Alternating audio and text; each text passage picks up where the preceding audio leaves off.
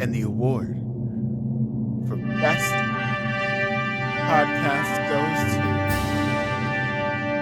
the Joe Rogan Experience. Oscar there. This is the Scrollie Awards, the only award show that you haven't heard about yet.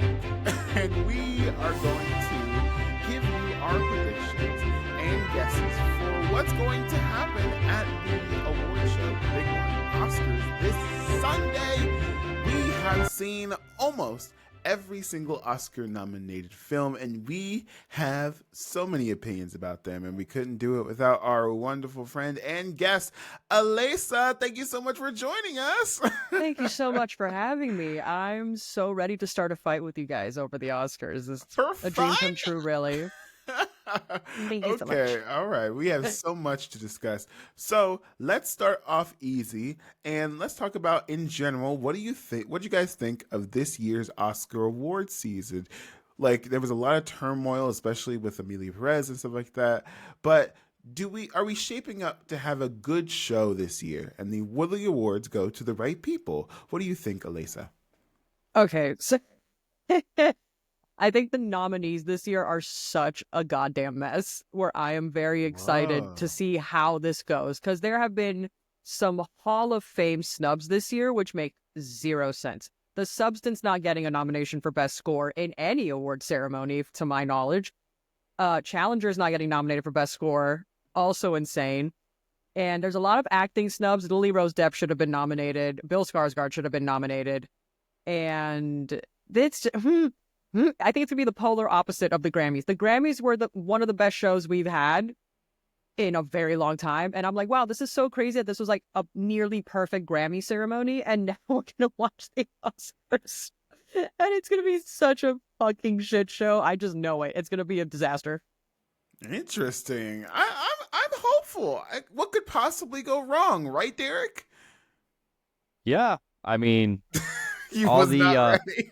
no, I was looking up to see a nomination specifically. I think unless somebody else has multiple like double-digit tweets from years ago about like black people or Muslims or whatever, right? I think we're pretty much locked in on who's gonna win here, right? Like, Okay. I like unless somehow Carla Sofia from Amelia Perez manages yet another weird non-apology that just makes the whole situation even worse, right? I think they're just taking it. I hate to say it. I still have hope that Amelia Perez is not going to win anything. We'll see. We shall see. Stefania, I know you are such a huge fan of Amelia Perez. What are your thoughts going into this award season? I can't tell if that's a joke or not. Did you actually like Amelia Perez? No. After everything that I've heard about it, I was like, I don't want to watch it. So, Yeah. did Don't not worry. watch. This is a safe space for hating Amelia Perez. But I will point out that Zoe Saldana has won, at least yesterday, the SAG Award for Best, I think, supporting actress for Amelia Perez. She's won in every major award show for that. Yeah, And the Golden Globes. And I'm like, so I think she's a shoo-in for Best Supporting Actress for the Oscars. So, but I will say, based off of the results of the SAG Awards, I can probably predict that the Oscar winners are going to be somewhat the same. Because I've seen this in award seasons in the past where like the same shows or movies or actors win the awards for like every award show that comes out that season. So that's my prediction for the Oscars of who's going to win. Okay, interesting. The SAG Awards did happen last night at the time of this recording. A lot of, I guess I would say, a lot of no surprises this year. Like, Kieran Culkin still took Best Supporting Actor in a Drama Series. I think that's a specific category. He got it for a real thing. He has cleaned up this award season specifically, like really, like easily, in my opinion. But there was like a couple surprises. Specifically, Conclave won Best cast ensemble in a motion picture. Conclave was that movie. I don't know about you guys. Conclave was really good. I wasn't ready for it. I was like, what? That was a really good movie. I hope it wins an Oscars, and hopefully it might win an Oscar on Sunday. We pull up the nominations. Yes. Some Speaking of the light note, I learned today that Timothée Chalamet is the youngest actor to win Best Actor, SAG Award Best Actor. He's only 29 too. I thought he was like more closer to my age, but like 29 being the youngest to win a SAG Award is actually pretty crazy. Yeah, it's true. Fun fact, if he wins Best Actor, depending on when his birthday is, he might beat Adrian Brody for the youngest man to ever win Best Actor at the Oscars. Interesting. I don't think he's gonna win. I don't think so either. I love Timmy, but I feel like there's a better performance in him somewhere. You know, like it's not his best work, in my opinion, but it's very good. I don't think it's his best. Well, I haven't seen it, so I can't say anything. Also, the Oscars rarely reward someone's best work. Some like career Oscars are a thing. Uh-oh. What is that? What are you doing? You're so right, bestie. What up to that? It's true. I mean, we can all like name an Oscars where the person won. You're like, you really should have won for this. This is like a redo for that. I would say Leonardo DiCaprio's win for The Revenant. Thank you. Thank you. That was a legacy win. He didn't deserve it for that movie. Exactly. I took a first date to see The Revenant. What a wild experience. Yeah. It was rough. We did it for a bit after that, but it was a good time. You know? Just imagine like having a kiss in a theater as Leonardo DiCaprio. And like bear noises. That's actually crazy. Yeah, I wouldn't recommend it. But anyway, moving on. We are going to go through some of the nominations, but not all of them. We're not going to go through every single one of them. But I'm going to list what should win, or we're going to a few of the big categories, and you guys will tell me what should win and what you think will win. Right? I have a hot take for Best Picture, so let's go. Okay, let's save it for the end. We so gotta give someone, like the people listening, something to listen to. Like, and they always start with an actor in a supporting role. Sometimes it's actress in a supporting role. But this year, Best Actor in a Supporting Role goes to, nominees are Yura Borisov for Nora, Kieran Culkin for A Real Pain, Edward Norton for A Complete Unknown, Guy Pearce for The Brutalist, and Jeremy Strong for The Apprentice. So, chat, what do we think should win? Starting with Aleisa. Hold on, I forgot the nominees. You gotta be ready. The Scrollies are no laughing matter. I got it. This isn't a game. God. Okay, so I've only seen Anora, The Apprentice, and The Brutalist, and of those three, I'd give it to Jeremy Strong.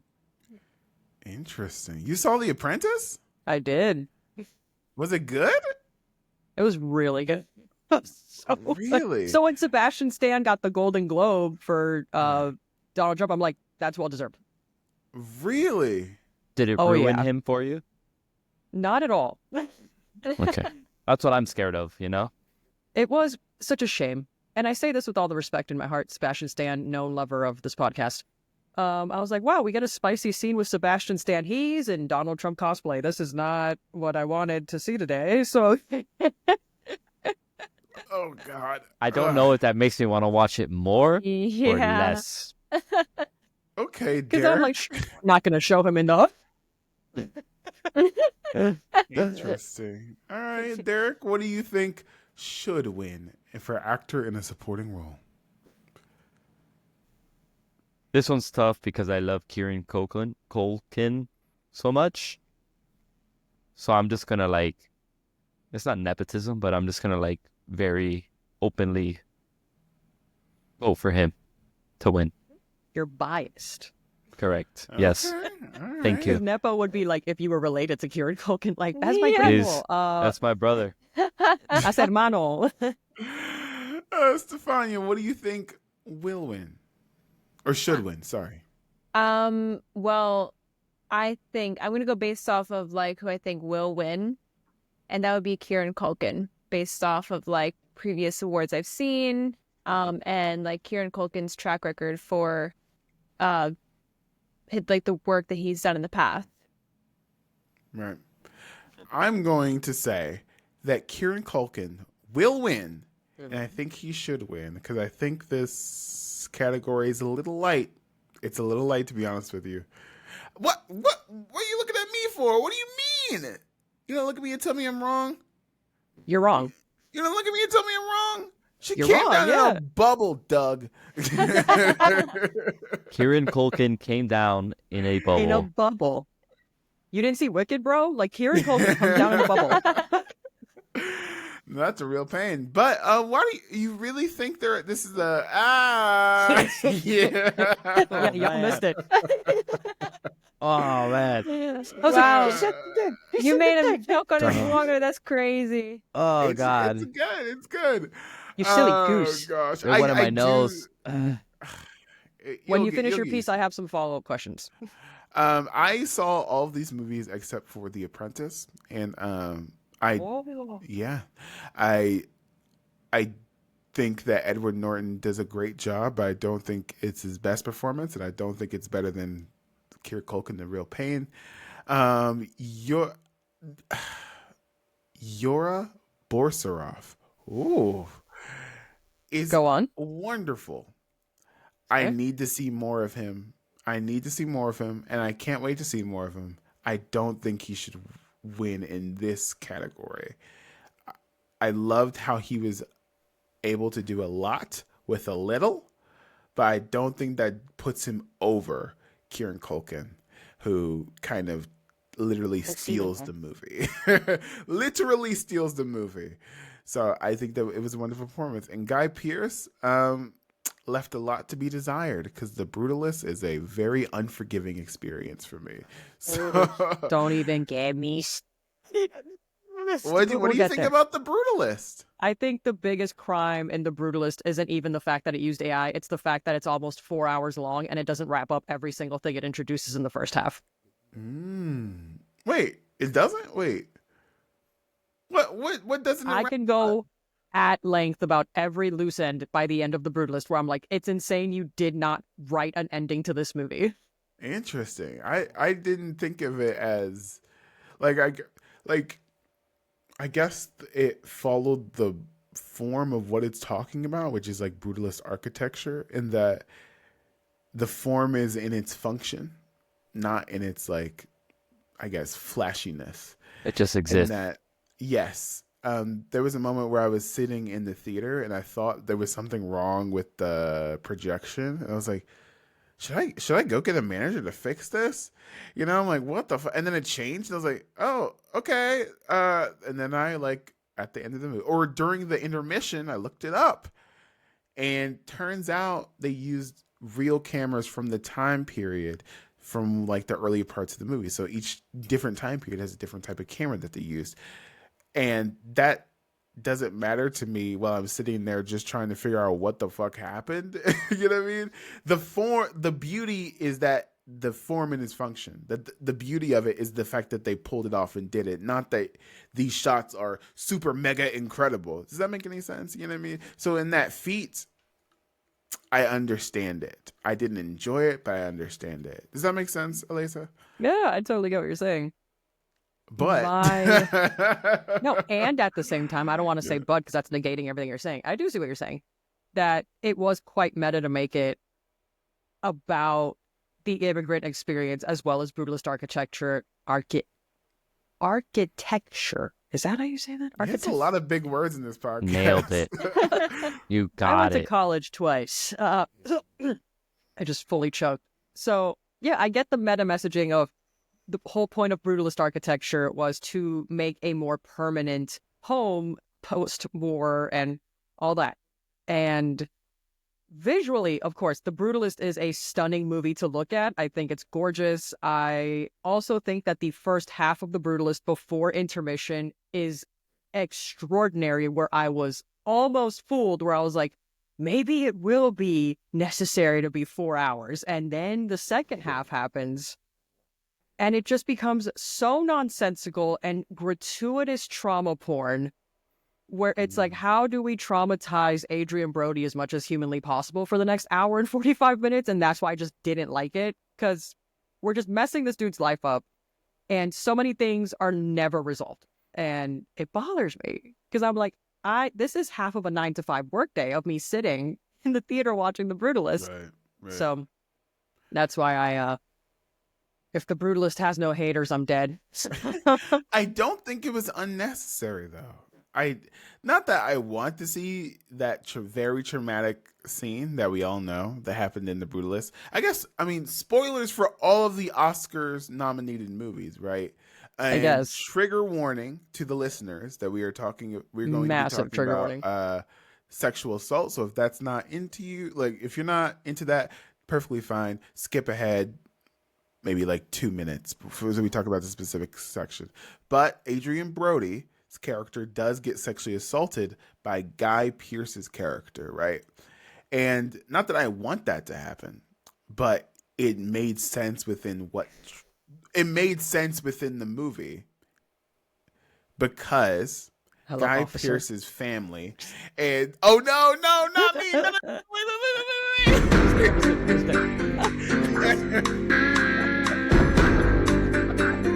Anyway, so I would have get so much use out of that.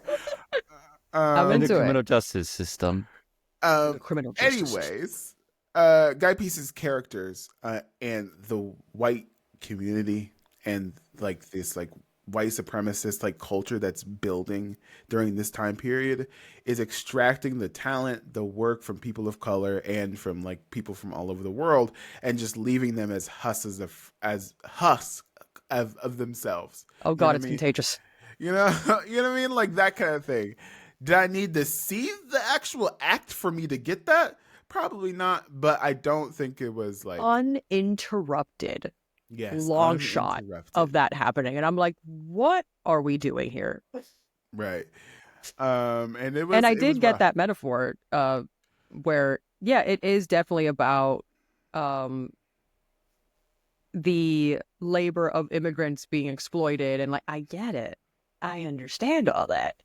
I think we kind of did a little too much with that scene where I'm like, for it happening, period, kind of insane, but showing a long shot of that happening was a choice where I'm like, yeah, it was rough. It was very rough.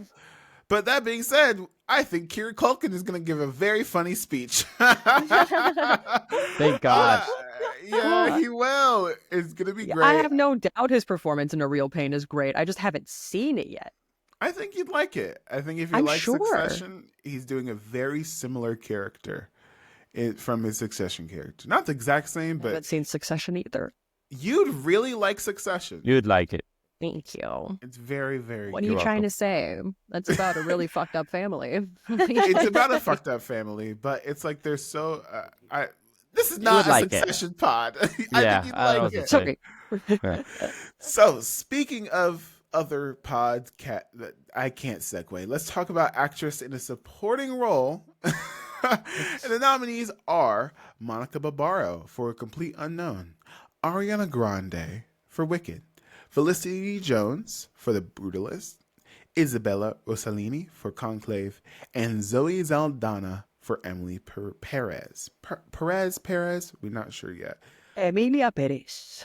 But the director says it differently, and it frustrates me French, so and he doesn't much. speak Spanish or English, almost. Oh, yeah, gosh. it's like, everybody. Correct me if I'm wrong. He like does not fluently speak English, right? Yeah, he's French. Like full. Yeah, that's he's a French I'm like, I don't want to say. Yeah. Because I would not like if I'm going to talk shit. I would like to be accurate. He's not fluent in English. Yeah, he could talk. He could speak English, but it's very much so he does speak English. Okay. Yeah, he's a French guy, though. He doesn't speak Spanish. I apologize for the incorrect quote in the beginning. But I will say, I think, not unfortunately, because I could not finish Emilia Perez, I think Zoe Saldana is going to win. And I'm not going to say should win, because I couldn't finish Emilia Perez. I could not finish it, unfortunately. I didn't even try. I tried I was like, so no. hard. I was like, I was going to Mexico the other, like 2 weeks ago. And I was like, you know what? This would be a great time for me to watch Amelia Perez. Like, catch up on I was on a That's so plane. basic of you. What? I'm going to Okay. Mexico. Let's watch a Mexican movie. That was I mean, the point. I was catching up on the Oscar movies, okay? technically, it's not a Mexican movie, though, so you're good. That's It's part actually of a French movie. Yeah, Insane. that's part of the issue. And so I started watching it. I was like, okay, that's kind of fun. This is like kind of what, and then the doctor scene that's going viral on Twitter is happening. And it was very difficult to sit through, especially on a plane with a person sitting next to me. And I was like, you know what? Let's just Turn this.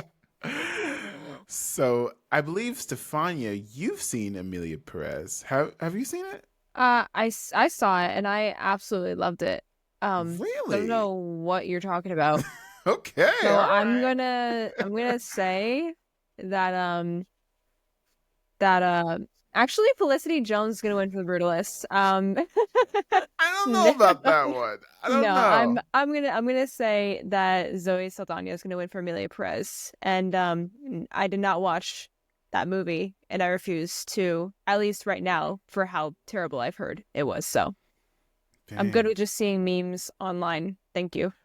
Derek, what did you think of Amelia Perez? But specifically, who do you think will win actress in a supporting role? I think Zoe Saldana is going to win it.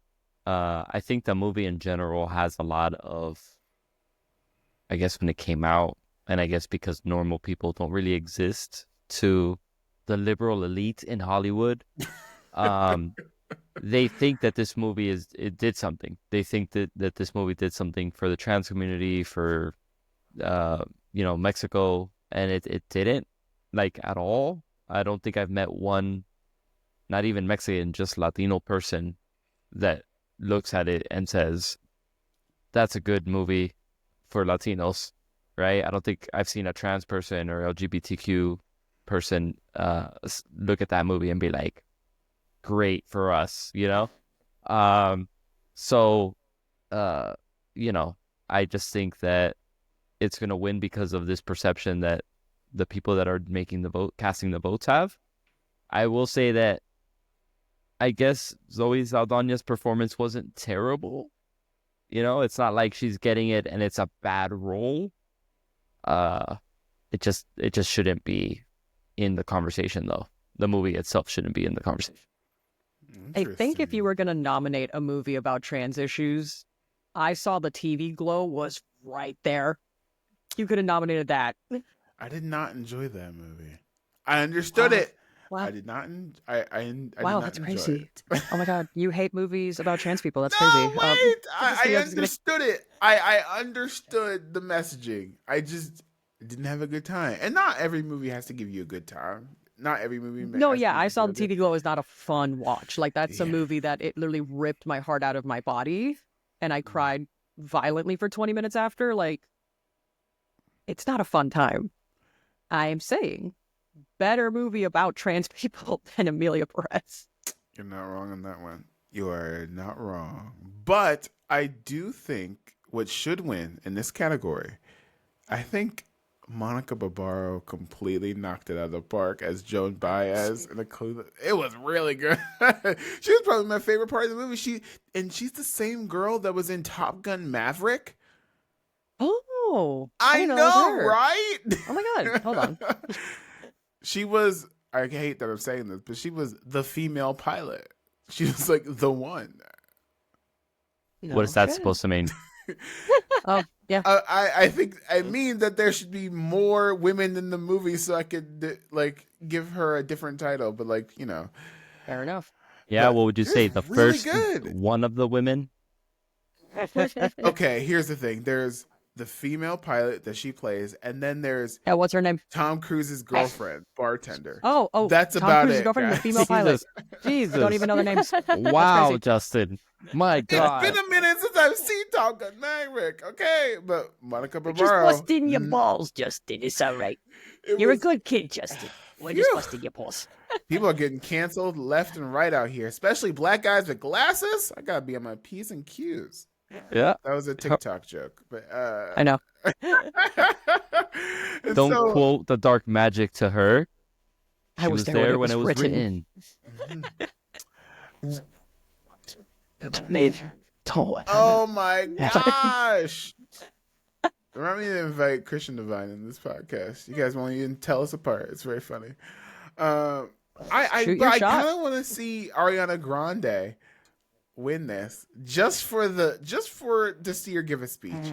I don't think she should win, and I don't think she will win, but I think it'd be fun to see her give a speech at the Oscars. What do you guys think? I think they just legally had to nominate her also because they nominated Cynthia Erivo. Because Cynthia Erivo deserves that nomination. And I would not be mad if she won it. She did an absolutely phenomenal job in Wicked. Listen, I'm not an elitist here, all right? Ariana did an amazing Glinda. Fantastic Glinda. But she's no Kristen Chenoweth, and I'm sorry. I'm sorry. I like her better than Kristen Chenoweth. And that's fine. That's it. Wow. Yeah, but did Cynthia Erivo do better than Adina Dazeem? Adele Dazeem. Honestly, I think this is such a hot take. She did. I think the performances are not comparable. I was just trying to make a John Travolta joke. Y'all popping off here. But Idina Menzel is a great. That's the blueprint. Oh no, Idina Menzel is the greatest to ever do it. But Cynthia Erivo brought such a different and equally amazing energy. That's it's just completely two different alphabets. That's valid. You see when the touring production comes into town, and 8 times out of 10, they are doing an approximation. Oh my God, approximation. There's a gas leak in the podcast, guys. No! We are all fighting for our lives. We're in 4 different locations. The radon has leaked into the building. Please tell me. Man, it's rough out here in these streets. They're doing an approximation of Idina Menzel.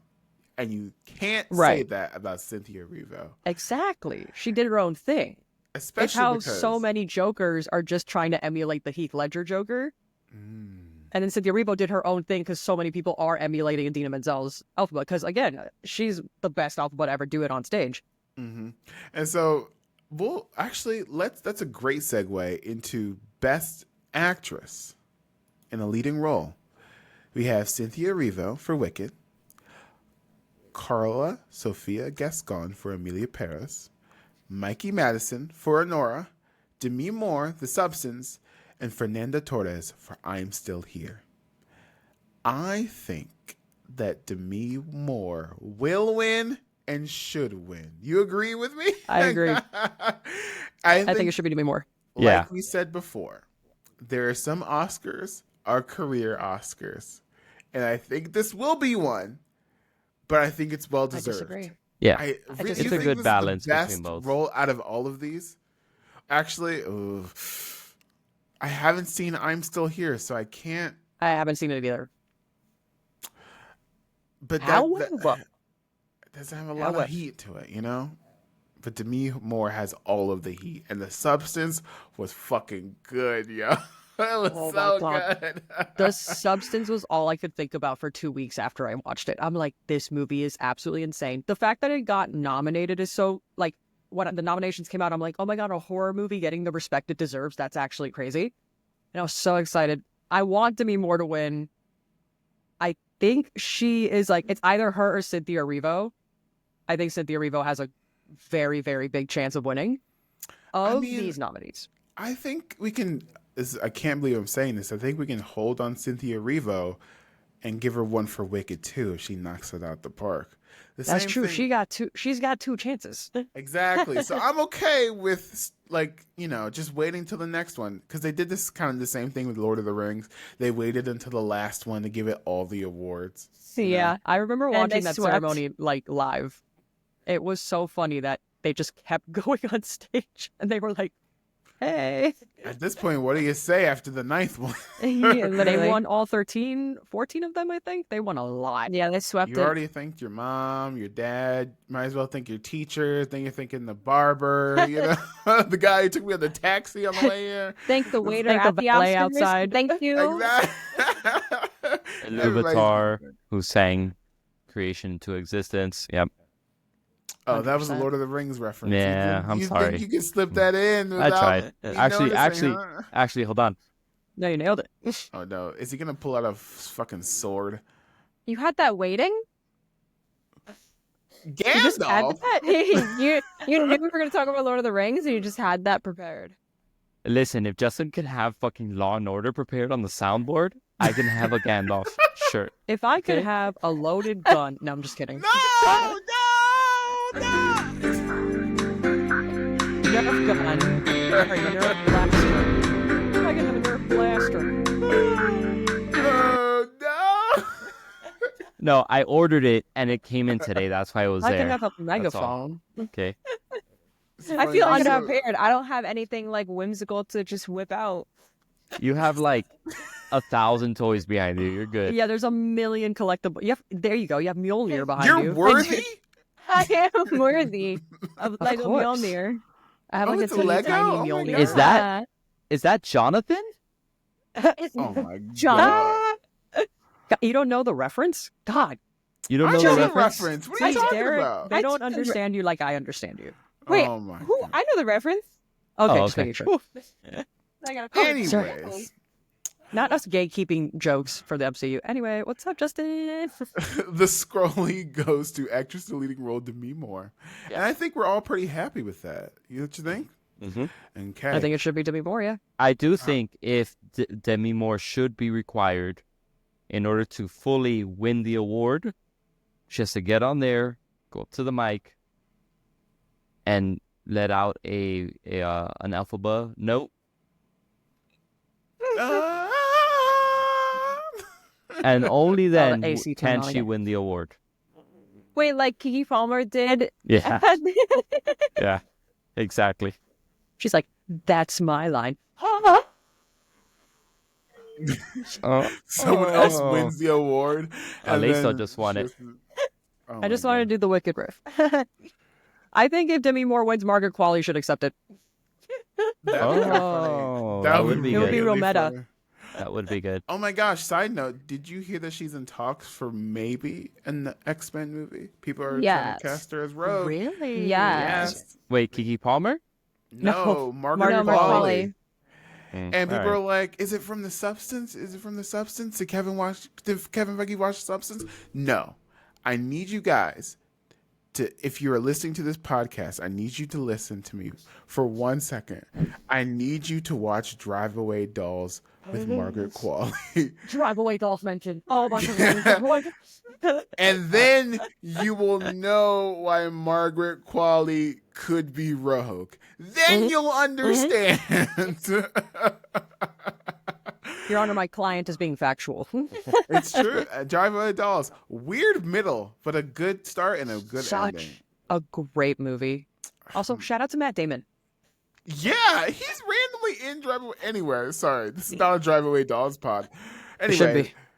the Scrollie for Best Actor in a Leading Role. We have Adrian Brody for The Budapest, Timothy Chalamet for A Complete Unknown, Coleman Domingo for Sing Sing, Ralph Fiennes for Conclave, and Sebastian Stan for The Apprentice. Sebastian Stan.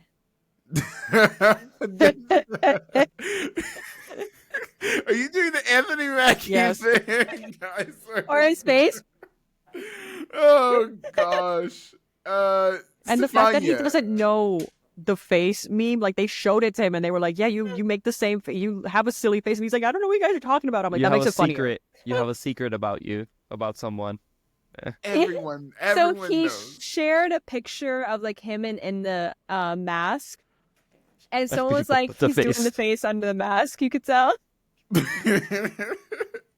Here's the thing. We love Anthony Mackie. We love Cap. That's my do. dream man. Anthony Mackie, known fan of this podcast. If you are single, But here's the thing. In that every 4 seconds in that movie, he just hit the You know, like there's spoilers for Brave New World. Remember when like the leader comes in and he's starting to walk away, and you could just see him go right in the back. It's so funny. Anyway, And he this is about not it. an Anthony Mackie podcast, but Stefania, who Papa do you Doc. think should Sorry. win or will win for actor in a leading role?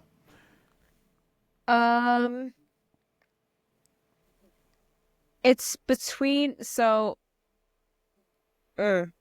it's between I think Adrian Brody and I haven't seen The Apprentice, so I don't know about Sebastian Stan. But Impossible. what I've heard from y'all tonight, I'm gonna say either Adrian Brody or Sebastian Stan maybe. But I'm kind of leaning towards more Adrian Brody because he won a couple awards for this role this season. Okay. Aleisa, who do you think should or will win actor in a leading role? Adrian Brody is going to win, regrettably, even though he had AI for the accent or whatever. And honestly, this is a pretty stacked like category. I still haven't seen Timothy Charcuterie Board's performance as Bob Dylan, but he's a decent actor. So for these five nominees, like, it could honestly be anybody and I wouldn't be mad about it. But again, I haven't seen Timothy Chalamet's performance. I know his best work is allegedly Call Me By Your Name, but I just refuse to watch that movie. And every other Timothy Chalamet movie I've seen, like, he's a good actor, but people are saying that this is like his magnum opus. And I'm like, I don't know about all that, but I haven't seen it, so I can't talk my shit, you know? After seeing A Complete Unknown, I don't know anything about Bob Dylan. But I do think that he does a great impression of Bob Dylan. I was like, dang, he really sounds like Bob Dylan, like, you know? So is it like did Timothy disappear into the role of Bob Dylan, or is it very much an impression of Bob Dylan? I think, like, if we're being real, it's not an impression, but it's very much in the lane of you are inhabiting this character, in that, like, he's not doing the exact voice, except when he sings, that sounds like Bob Dylan, you know? Mm-hmm. He does his own singing in the movie? Yeah. Because Yes, I don't know he like does anything. his own singing, like the He singing. insisted. So It sounds like the Bob Dylan record. And like, I'm fun. wondering if it's actually just his voice or if it's another person's voice, someone that's like actually a Bob Dylan impersonator over his, because they did that with Bohemian Rhapsody. So I'm with Freddie Mercury. So it's Shout out to Mark Martel. It's actually Timmy, and he does a great job. Oh, interesting. I think a lot of times with Oscar voters, I think not the problem, but a lot of times is that they value measurable performances. And that's why a lot of biopics get nominated and get a lot of love, because then you can look it up on your phone and say, here's what Bob Dylan sounded like in 1970s, and here's Timothy Chalamet's performance. It's measurable. But in my opinion, Good insight. I think should and will win. This is my first wild card that I'm hopping out there. I think Coleman Domingo I haven't seen Sing Sing. completely destroyed his role in Sing Sing. I don't doubt it. Connotation. He's Like, fantastic. Oh my gosh, Sing Sing. It'll rip your heart out. And There weren't any screenings like around me. I think it's on digital now, like to rent it or whatever now, right? it's really good. And in Sing know, Sing, I wanna see they it. use actual people who serve time in prison, and you think that, like, oh, they're, I don't know, they're acting badly on purpose, and then they like pump it up to 100, and you're like, shit, this guy's out acting Coleman Domingo, and you're like, holy shit, he's so good. Like, legitimately one of the best surprises in the movie theater I've had in a long time. Please watch Sing Sing if you can. So I'm gonna throw my hat out for Coleman Domingo. I hope he will win, because he should win. Derek, what do you think should and will win in this category? This is a very rare moment on this podcast where Justin and I are agreeing on something. Wait, we don't disagree that much. What are you talking about? We disagree all the time. Yeah. You're disagreeing right now. Yeah, get him. Yeah. Oh, punch him. No. So No, I think Coleman Domingo is. I would hate for it to become a career Oscar that he receives in however many years. I think he deserves it. Everything he said about the movie itself is also true. I also just like his aura. That man is so fucking cool. He's well dressed too. Every award show, he has that shit on. Every I will never be a fraction as cool as Coleman Domingo, and it bothers me, but I'm so like impressed. No, yeah, but I also did like, I did also like, Sebastian. Sorry, he because a lot of Donald Trump impressions are like, haha, funny, you know, whatever. But this man did it like for a movie and to be serious and to tell a story. And I think that's cool. I think that's something to like not overlook or whatever, like politics aside or whatever. And then who was the other one? Oh, and then Timothy. I haven't seen A Complete Unknown yet. I just know like that the impression was pretty good and he insisted on the music and you could tell he was dedicated to the role. I do like his acceptance speech from the SAG Awards though. I know that there's about that. Some people were kind of split down the middle on how they felt about him being like arrogant or whatever. And I don't think so. I don't think that's the case at all. I think this is just a very young, ambitious, eager person putting it all out there in a very earnest way, and just kind of being like, yo, I want to be the best, bro. Like, you know, fuck the big three. It's just big me type energy. You know, interesting. And he did pay respects to the other nominees in the category where he's like, I'm so lucky to be surrounded by these people. Like, I want to be like you guys. That's what he said. Yeah, exactly. So like, I don't know. I think it's people viewing him as a child maybe and thinking like, oh, look at this little boy. And it's just like, yeah, that's Paul Atreides, bro. You better put some respect on his name. He's on a date. Timmy, do you think Timothée Chalamet, in this generation of newer actors, do you think that he is in the big three? I haven't seen it yet. I think there's potential, but I haven't seen it yet. Okay. Yeah, I'd have to agree. No, like, I mean, but like just culturally speaking, big three. Right now, no, he's hot right now. Will he end up as the big three? I think it's a different question. You know, here's the thing. I think big three means you can open a movie and people come to see you. Mm-hmm. You also win awards, right? And you're not hiring based on the name because you can't act. You know, you're not playing the same character in the movie. I'm sure there's other factors that go into the big three or five.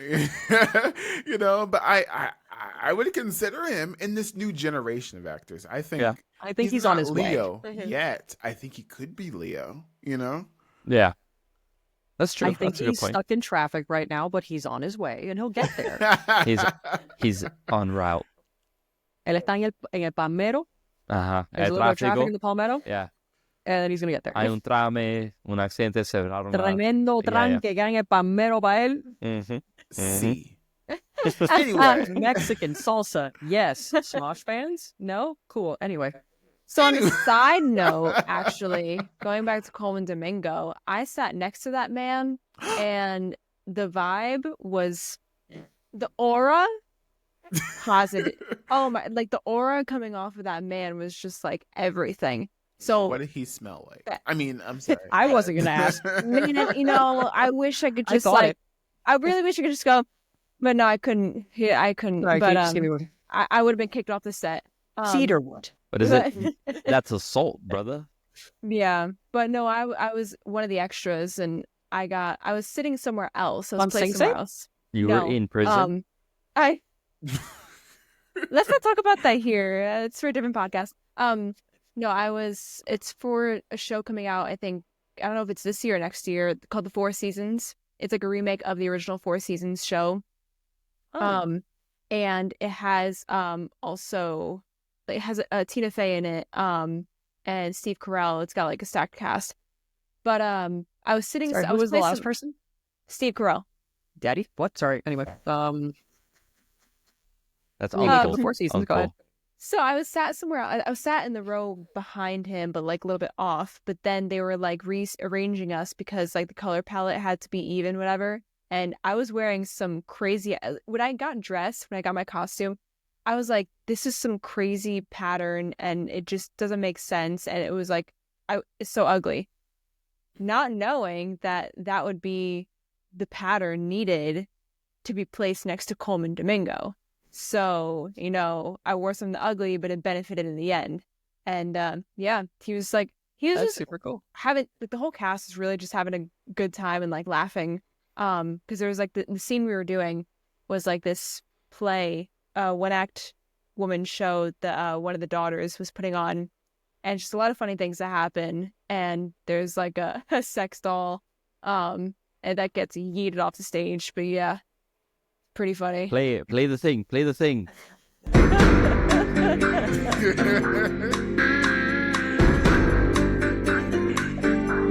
I swear to God. If a bouquet means you're gonna get married if you catch it, what does it mean if you catch a sex doll? You catch a case.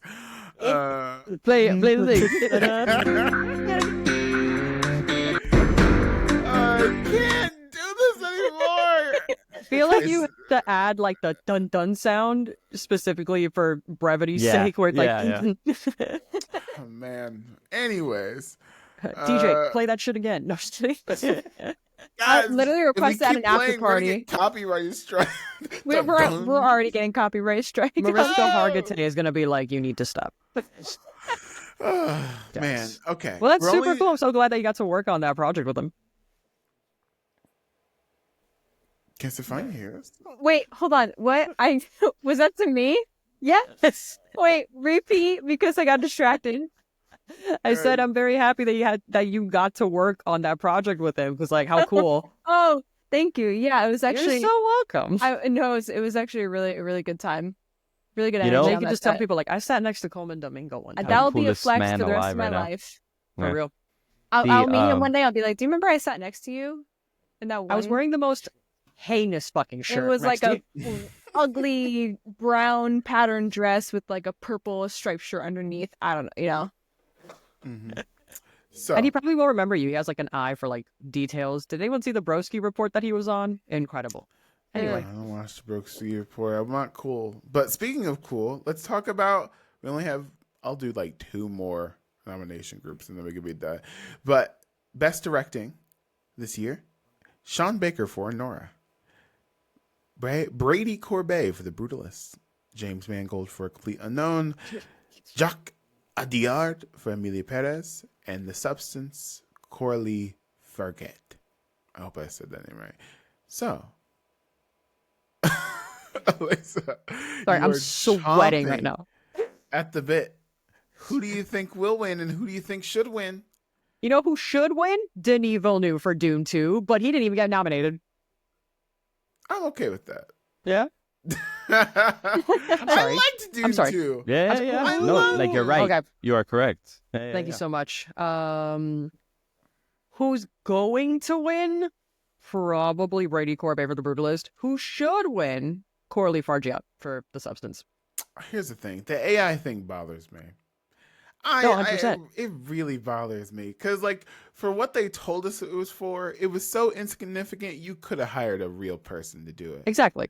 Like, unexcusable. Like, you did not have to use AI to get the If accent right. Bill you know? Skarsgård could work with an opera singer for a year to lower his voice an octave, Adrian Brody could have just done a better accent. Exactly. Like, it's... Oh, gosh, Derek, what are you doing? Sorry, he has 3 sleep nights. apnea, I think. 3 nights I will visit your podcast. You Yeah, must bounce. crazy style. Crazy style. Also, So Robert Eggers should have been nominated for Best Director too, but I it digress. would be for next year, if I'm not mistaken. Or is Yeah, I it... think it's was it the cutoff? Okay, Mhm. never It mind. came out I on might be wrong on Christmas. that. Don't double check me. And Mary Chrysler. Stefania, what do you think should win and will win? It's between Brutalist and The Substance. I'm gonna just agree with Aleisa on those two. Okay, Derek, what do you think should Yeah, and will yeah, win? same. Wow, we Really? reached a total agreement so far. Look at us. Oof, never mind. I kind This of is want really fun, Sean guys. Baker to win. I loved Nora. I really did. I thought it was a great time. Nora's a fun time. I liked Nora. I'm really surprised Conclave is not on this list, to be completely honest with you. It's Did kind of Conclave weird. get nominated for Best Cinematography? Good question. Because it should. Good question, No. chat. It did not. You see what I mean with the snubs this year, where like it makes my ass itch. It boils my piss. All right, like I need to calm down. Everything's fine. I'm an adult. I've noticed that the Oscars nomination process is weird. Like, it's still weird. And I think it's maybe that the Academy's too big, maybe? Like, No, I think it needs to be bigger. I think it needs to be bigger here. right. But every category nominates within, like, every category is the relevant members of that category. So cinematographers Oh. nominate for best cinematography, directors nominate for best director, that. And then out of the nominees, the whole Academy votes. So, like, I could see how it being bigger would help selecting the winners, but in terms of selecting the nominees, I think that's where the snubs are more often found, is that they don't even get nominated. Interesting. Yeah. Okay, that's fair. That's fair. I personally think that Brady Corbet for the Rulers, I think I don't want him to win, but I think he will win. Yeah. I think the AI thing is just inexcusable. But I think So- what should win, when I look at best directing, I think what person's voice or what person, like, would this movie be the same without this director? And I think that's the case with Sean Baker. I think no one else could make that movie except Sean Baker. So that's why I think he should win, but I don't think he will, unfortunately. Okay. I'm really hoping for a Nora, like a sneak in, because the big movies like Amelia Perez may have Also shot used themselves AI, in by the way. foot. Why? What is the point? Her singing. Carla Sofia Gascon couldn't reach the high notes, so they used AI to make her voice hit the high notes. That's a casting thing. Like, Yeah. I would consider that like a failing of the direction. Exactly. you know? Like, just cast someone that could sing. It's like casting for musicals, casting someone that could sing but can't dance. That's a whole other topic, though. Yeah, casting non-singers for musical movies. I'm like, anyway. I mean, You know, we that- got Zac Efron. Well, he actually lip-synced all of High School Musical. Yeah. So That was actually Man. Drew Seeley. Yeah. Fun fact. I'm Yeah. still vibing But to he the did music. sing. He did sing in The Greatest Showman, though. Yeah. good for him. Good Oh, for okay. him. All right. So, it is now the big moment that we've all been waiting for. Ladies, We're gonna fight. Wait, what? Wait, why would we fight? Because I have a hot take with this one. Okay. Uh-oh. Now I'm scared to read them off, but Just square up. Let's go. okay. No, read the nominees, sorry. and then we'll kill each other. For Best Picture for the Scrollies, the nominees are Anora, The Brutalist, A Complete Unknown, Conclave, Dune Part 2, Amelia Perez, I'm Still Here, Nickel Boys, The Substance, and Wicked. So, I'm just going to start off. Aleisa, who wins the Scrollie for Best Picture? Who is going to win? It's probably going to be The Brutalist. Who should win? Dune Part 2. Out of all of these, Dune Part 2 should win. please explain. With pleasure. Ladies and gentlemen of the court. Okay. I think that Dune Part 2 is a cinematic achievement that we will never see again in our lifetime. I think that is this generation's Lawrence of Arabia. I think that that movie is just one of the most incredible things I've ever seen in my entire life. And I've seen hundreds of movies. I've been watching movies my entire life. Dune 2 is an absolute spectacle. It is like, I was crying watching Dune 2, not because anything sad was happening, but because I just could not believe that Denis Villeneuve made this movie. Like, his vision for Dune, he's been wanting to adapt this since he was 13 years old. He literally storyboarded Dune when he was a child, and some of the shots in his childhood journal are in the Dune movies, and it's absolutely incredible. I think it should be Dune 2. Really? Okay. I think it should be Dune 2. I That's me. loved Dune No, 2. it's a hot take. I know. I love Dune 2. It should be Dune 2. It's not gonna be, but it should be. I think all the things that you did say, I would say about a movie like Conclave. You know, like not that Ralph Fiennes is like stunting on them hoes on a giant sandworm, but I was moved in the same way that you were moved by Dune Part 2. You know. Let me ask you one simple question, Your Honor. Oh, okay. Have you seen 12 Angry Men? Yeah, I had to in school once. Yeah, the black and white one. Yeah, the original with Henry Fonda or whatever. So I asked that because, like, 12 Angry Men is the blueprint for any movie that takes place in a single setting. So the way that Conclave was described to me before I saw it was like, it's 12 Angry Men with cardinals. That doesn't detract from the movie. It's a phenomenal movie. Mm-hmm. I'm just saying, I'm like, this isn't anything we haven't seen before in terms of the structure of it. I think the same could be said about Dune Part 2 because it's Lawrence of Arabia. It's like drop your address, and you think we've seen Dune 2 before? Yes. Where? Lawrence of Arabia. Well, fair enough. You got me there. Game over. That's fair enough. If you want to go even for like the 12 Commandments, I think you can cite influences there too. I think. Oh. But here's the thing. I don't think that lessens its achievement. I really don't. Right. No, I didn't think you were saying that. I think Dune Part 2 is a wonderful movie. But Dune 2 is insane. Like, it's excellent. Dune 2 is so crazy. It's excellent. You guys just don't understand Dune 2 like I do.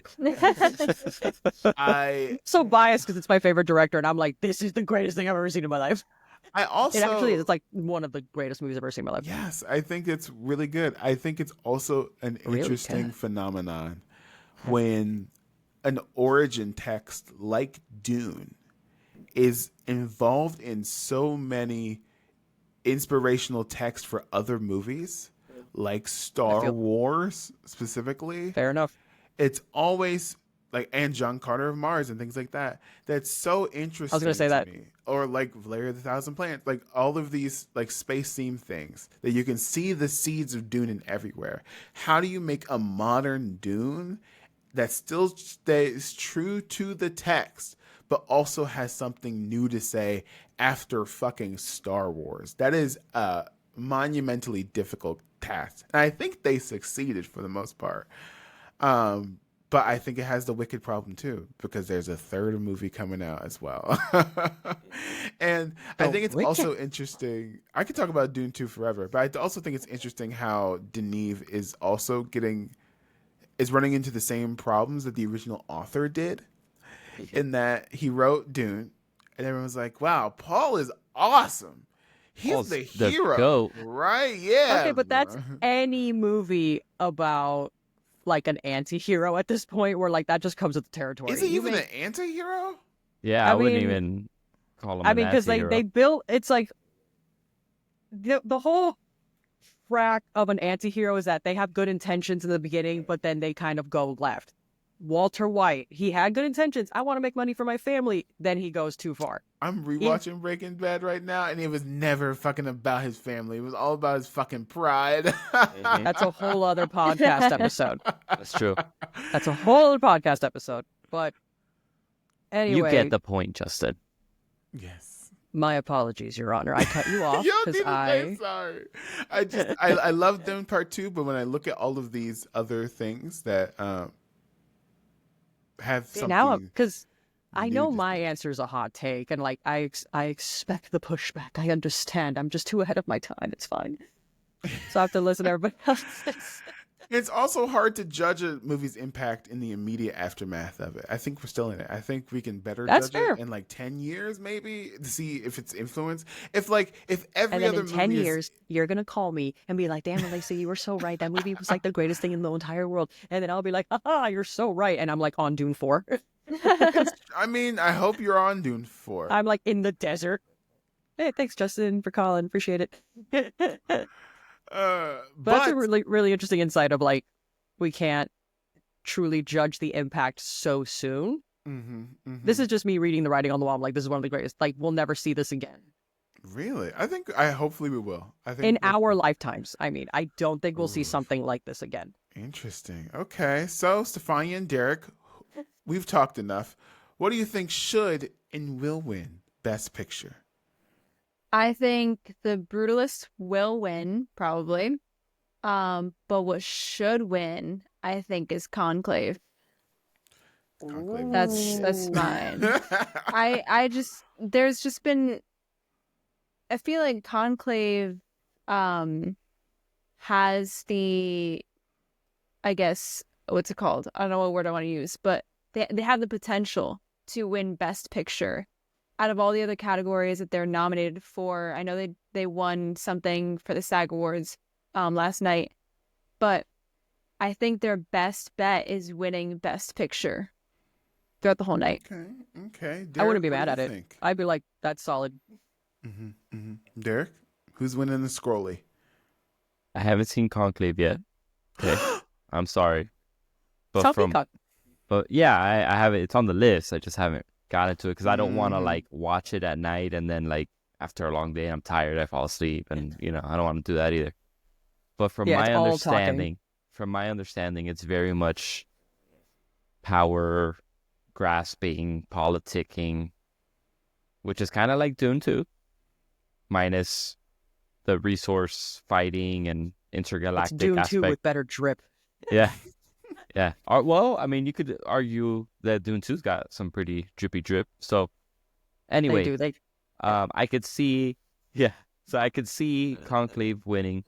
I think Brutalist is probably going to win. Yeah. Right. But Justin mentioned that Dune 2 has the Wicked problem in that it has a sequel coming up. I don't think that's the only problem with movies like Wicked and Dune. It's also that they're like major blockbusters and they have this like mass appeal to them. So like I can see the voting members of the Academy not wanting to vote for the same movie that like you've got all the dude bros that are like, oh, Lisa Nalgaib, oh, and they're like completely missing the point of the movie, So I think that's why they don't win. It's like these blockbuster films. I think Wakanda Forever is the only Marvel movie to ever win an Oscar or something like that. No, both Black Panthers or won both Black Oscars. Panthers. For right. Costuming, I think. Costuming and production design. Yeah. Right. And they're which not they even deserved. Yeah, absolutely. But you can't tell me that they probably couldn't have gotten nominated for other blockbuster movies couldn't get nominated for Oscars, Like, why is it only Lord of the Rings? Well, The Dark Knight got nominated for Best Picture, and Heath Ledger won for the Joker. Joker also got nominated for Best Picture, and he also won for Joker. Like, there are blockbusters, but those are also not comic book movies, though. You get me? They toe that line between we got all the fans in because they are wanting to see a blockbuster movie, but Christopher Nolan's Batman is just like a mob drama trilogy. It's just like about like mob bosses, basically. Joker, Joaquin Phoenix Joker, like that's not a comic book movie, So they get the box office, and yeah, they're technically blockbusters, but like they're more than that when it comes to like the actual like genre of the film that you're watching. So like I'm talking like Star Wars, I'm talking about like fantasy movies, I'm talking sci-fi, even stuff like Wicked, where it's a musical, it's a genre that I feel gets looked down on because it's a blockbuster because of the fandom that comes with it, because of the specific genre that it is, and the graphics and all that stuff. And then it's like, oh well, we must vote for The Brutalist and Conclave because we are the voting academy. Because they're highbrow. Yeah. Yeah. They're the respectable movie. Yeah, exactly. And it's like, nah, bro. Yeah, like, I get what you how mean. many times are you going to watch Conclave? Ever. I'll watch it a few times. Right. But like in your life compared to like Dune or Wicked. It's a good point. Your Honor, he's cooking right now. It's crazy. Look at Justin trying to fight me because he knows it's been too long since we disagreed. And he's over here. I don't. Because I have follow-up questions also, but you go ahead, Justin. I think rewatchability is a useful statistic in some movie arenas, but I don't think it's a useful statistic in this. In if we're talking about Best Picture and specifically Oscar races, you know, because I can think of movies that like hit the moment so well, and so were so poignant in that moment, and I don't want to. I don't want to rewatch them. It doesn't like lessen their importance. You know what I mean? I'm looking it up right now, and we're gonna go through the last 10 Best Picture winners. Okay, hold on. Give me a second. Okay, because we got Everything Everywhere All at Once. We got, the last 10? Damn, that's crazy. Hold on. I know Moonlight won 2016, 2017. Hold on, the list starts in the 30s, so I'm scrolling a lot. All right. Hold on. Year, hold on. Her sister like was a witch. I think things like Parasite hit the moment perfectly. I would watch Parasite 100,000 times. Yeah, I would watch Parasite. Hold on, let's go in order. 2023. Okay. Spotlight. Oppenheimer. That one Best I Picture? don't think I'd watch it again. I don't have that much time in the day. Yeah. It's a long one. Wait, you're right that's about that. 2023. What about last I year? think it's really good though. I think Oppenheimer. I can rewatch Oppenheimer. Last year was Oppenheimer. Oh, you said 2023. Yeah, Yeah. so they do it based off of the year that they're awarding. It's a year after, yeah. Yeah. So this year's is the 2024 Oscars. Oh, okay. Yeah. I got you. I thought you meant like Oscars last year. Yeah, no. So last Yeah. year, awarding 2023 was Oppenheimer. I think we all Yes. said on the rewatchability, right? Yeah, pretty much. Then Everything Everywhere All at Once. And then Everything Everywhere All at Once. Watch it a bunch of times. I love that movie.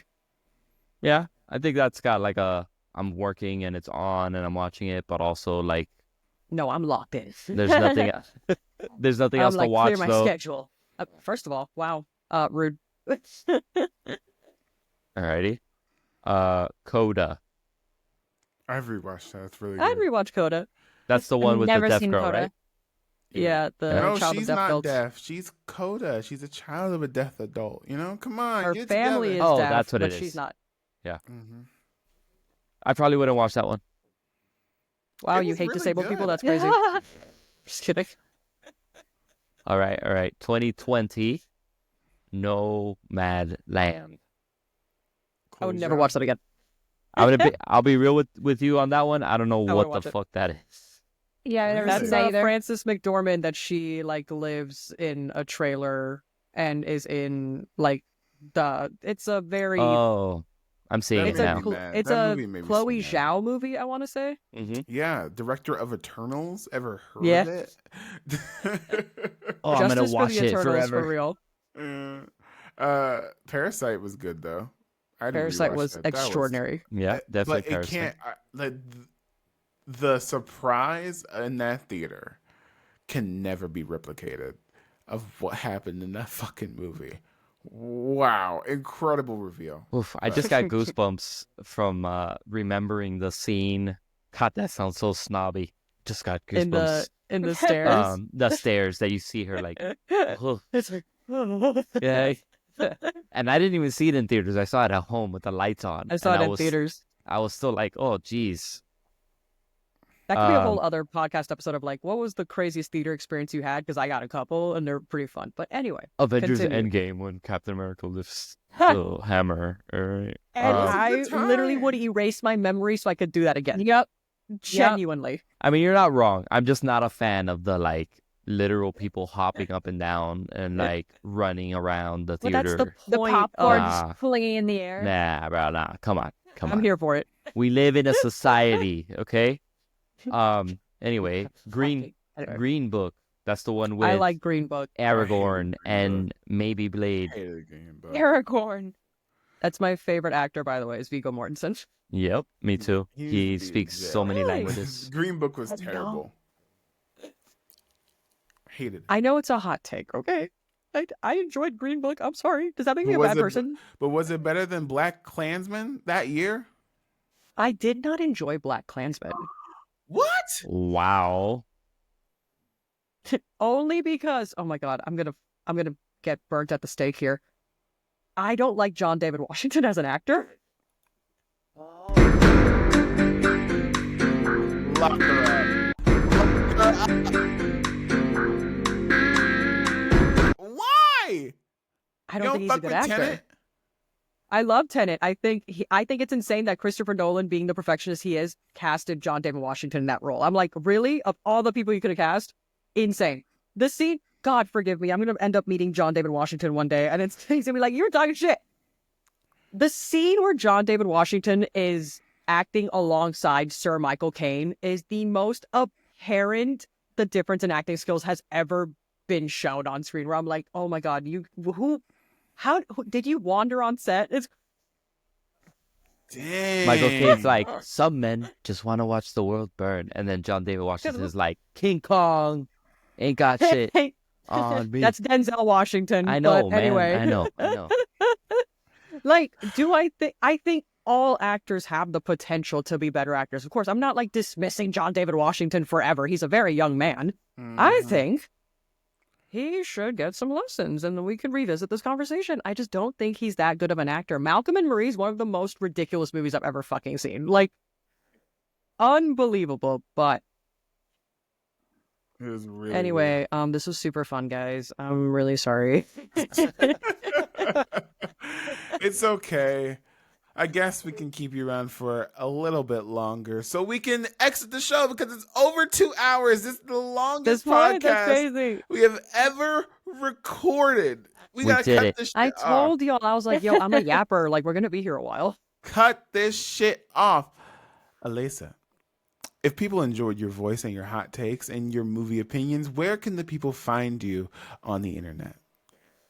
I am WTF Aleisa. That's WTF ALEISA on all socials. Please subscribe to my YouTube channel. That's the one that I'm building up the most right now, and that's really hard to get people to subscribe. So it would mean a lot to me if you want to hear me yap in long form content. Yes, I hope people follow you over there. Please follow us on all the socials at Still Scrolling on Instagram, TikTok, Twitter, and Blue Sky, and all the motherfucking jazz that you want to throw on there. This is Still Scrolling. Good night. Right? There it is.